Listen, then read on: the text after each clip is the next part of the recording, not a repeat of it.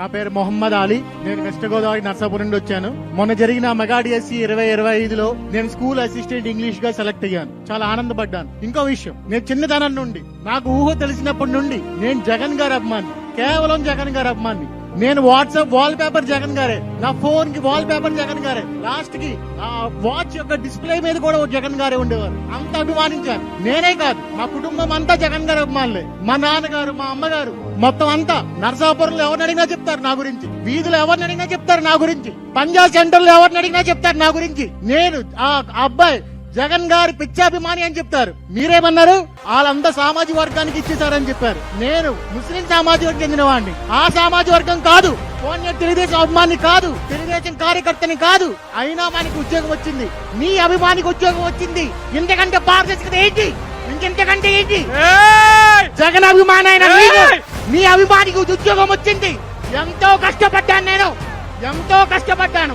నిద్ర లేని రాత్రులు గడిపాను, తిండి మానేసి చదివాను. లాస్ట్ కి నువ్వేమన్నా నన్ను నా ఉద్యోగం మీద, కష్టం మీద, నా కష్టం విలువ లేకుండా చేసిన ఆ జగన్ గారిని ఈ రోజు నేను సభాముఖంగా అంబేద్కర్ గారి సాక్షిగా చెప్తున్నా, ఈ రోజు నుంచి నీ అభిమాని కాదు, ఈ రోజు నుంచి నేను నీ అభిమాని కాదు. నాకు ఉద్యోగం ఇచ్చిన సిబిఐనే నాకు దేవుడు ఈ రోజు రండి.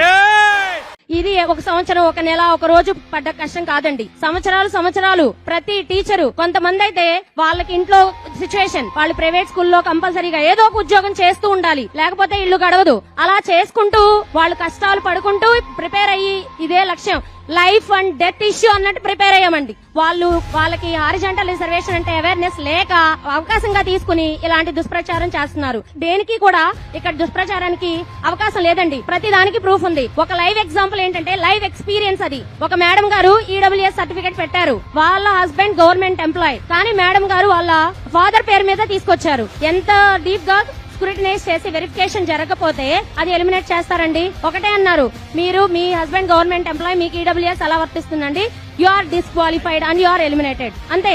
చూడండి ఎంత జెన్యూన్ గా జరిగిందో. ఒకళ్ళు వెళ్ళిపోయారు, ఇంకొకళ్ళు తీసుకున్నారు వాళ్ళ ప్లేస్ లో ఇంకొకళ్ళు. అలా స్టెప్ బై స్టెప్ వెరిఫికేషన్ జరిగింది. ఫస్ట్ నోటిఫికేషన్ దగ్గర నుంచి everything is genuine and clear, and this government did not bring anything into the politics. Everything is clear and transparent. For that one live experience, we all DSC 2025 candidates have experienced during the appointment time. That day, Honorable Education Minister, when he get onto the stage, he asked apologies just when they played the Yuvagalam song regarding this education program.